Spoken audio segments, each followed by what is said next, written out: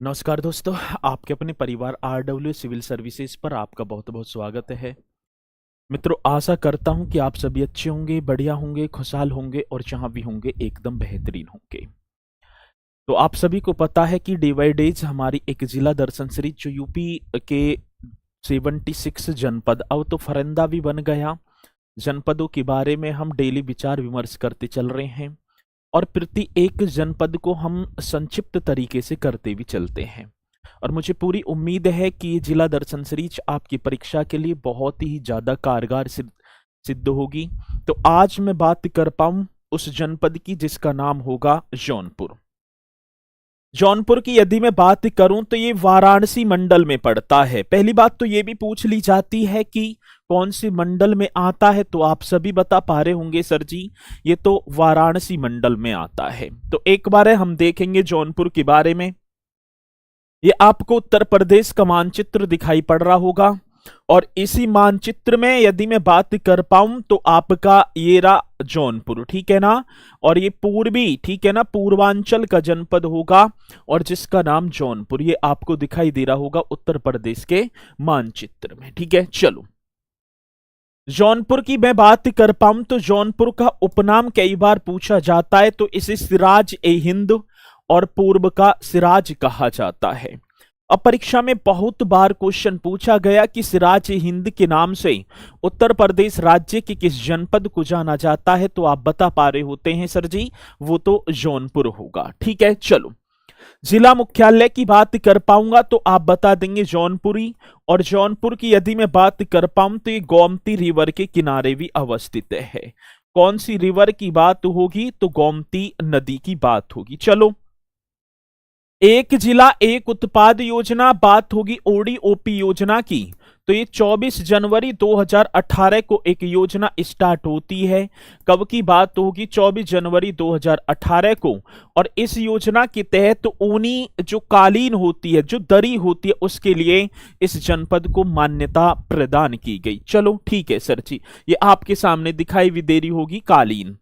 गोमती नदी के तट पर स्थित जौनपुर की स्थापना 1358 ईस्वी में सुल्तान फिरोज शाह तुगलक ने अपने चचेरे भाई जौना खां, जिसे मोहम्मद बिन तुगलक कहा जाता है, की स्मृति में बसाया था। कई बार क्वेश्चन पूछा जाता है कि जौनपुर की स्थापना किसने की थी, तो आप बता पा रहे होंगे सर जी जौनपुर की स्थापना पूछ रहे हैं ना। हाँ, तो वो फिरोज शाह तुगलक ने। किसकी स्मृति में, मोहम्मद बिन तुगलक का वास्तविक नाम या बचपन का नाम जौना खां। कौन से वर्ष, तो आप बताएंगे 1358 ईस्वी में। चलो आगे चलेंगे। जौनपुर में तहसीलों की संख्या 6, ये आपका जौनपुर दिखाई दे भी रहा होगा।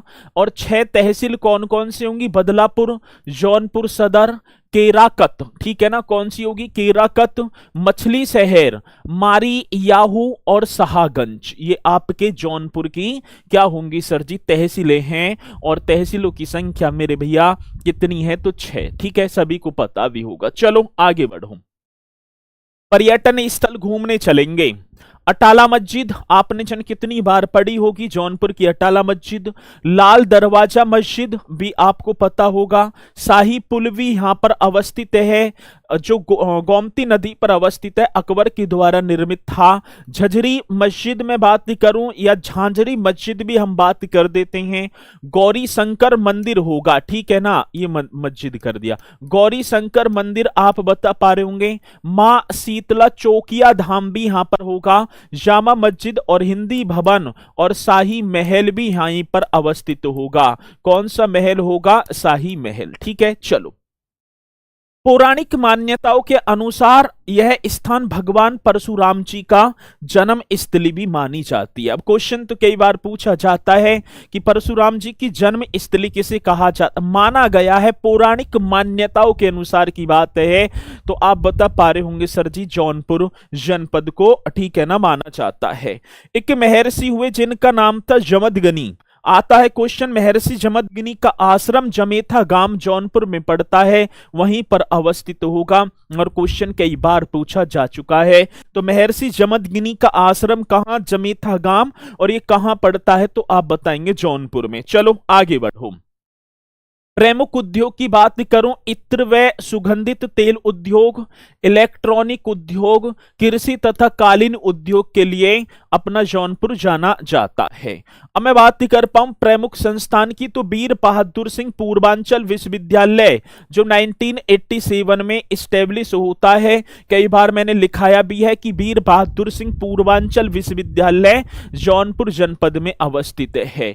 एक सतरिया औद्योगिक विकास प्राधिकरण, कितनी बार क्वेश्चन आया सर जी, सतरिया औद्योगिक विकास प्राधिकरण कहां अवस्थित है, तो जौनपुर में। राज्य एलोपैथिक मेडिकल कॉलेज आपका जो निर्माणाधीन है जौनपुर में, और लोहिया पर्यावरणीय उद्यान या पार्क ये कहां अवस्थित है, सर जौनपुर में। क्वेश्चन पूछे जाते हैं तो नोट कर लेंगे। ये लोहिया पर्यावरणीय पार्क आपको दिखाई दे रहा होगा गेट, और ये वीर बहादुर सिंह पूर्वांचल विश्वविद्यालय जौनपुर उत्तर प्रदेश, ये भी आपको गेट यहां पर दिखाई पड़ रहा होगा। चलो आगे चलेंगे। चौरसिया जौनपुर जिले का प्रमुख लोक नृत्य, कई बार क्वेश्चन पूछा गया चौरसिया उत्तर प्रदेश राज्य के किस जनपद का प्रमुख लोक नृत्य है, तो आप बताएंगे सर जी जौनपुर का होगा, ठीक है ना। उत्तर प्रदेश में जौनपुर सर्वाधिक लिंगानुपात वाला जनपद है, बोलेंगे तो 1024, मतलब कि 2011 की जनगणना के अनुसार उत्तर प्रदेश का सर्वाधिक सेक्स रेशियो वाला जनपद कौन सा है, जौनपुर। यदि 1000 पुरुष हैं तो यहाँ 1024 महिलाएं होंगी, तो आप बताएंगे उत्तर प्रदेश का सर्वाधिक सेक्स रेशियो या लिंगानुपात वाला जनपद जौनपुर 1024। भाषा की बात आती है तो यहाँ भोजपुरी, अवधी व हिंदी तीनों मिक्स तरीके से बोली जाती हैं, तो कई बार क्वेश्चन आया अवधी ही जौनपुर में, भोजपुरी और हिंदी। जीआई टैग की बात करूं तो जौनपुरी इमरती को 2024 में अभी जीआई टैग भी दिया गया है। इमरती क्वेश्चन पूछा जाता है, इमरती जिसे हाल ही में जीआई टैग प्रदान किया गया, किस जनपद की ये जो है ठीक है ना उत्पाद होगा, तो आप बता पा रहे होंगे सर जौनपुर का। मेला की बात होगी, राजा मोड़ मेला, कोई कई बार क्वेश्चन आ जाता है कि राजा मोड़ मेला, राज मोड़ मेला कहां, तो जौनपुर आप बता पा रहे होंगे। एक भोजपुरी स्टार थे, राजनेता भी मैं बात करूं, और गोरखपुर के पूर्व सांसद जिनका नाम होगा रवि किशन, और रवि किशन कहां से संबंधित हैं, तो आप बता पा रहे होंगे सर जी जौनपुर से। तो ये जौनपुर से संबंधित क्वेश्चन जो परीक्षा में हमसे बार बार पूछे जाते हैं, उनसे रिलेटिव ये सीरीज मैंने आपको कराई है, तो एक बार कमेंट्स करके जरूर बता पा रहे होंगे कि जिला दर्शन सीरीज आपकी परीक्षा के लिए कितनी कारगर सिद्ध हो रही है, तो कमेंट्स जरूर कर पा रहे होंगे, और जौनपुर वाले तो करेंगे ही करेंगे, ठीक है। तो इसी के साथ मित्रों मैं अपनी वाणी को दे पा रहा हूं विराम, तो सभी बोलेंगे सर जी जय हिंद जय भारत।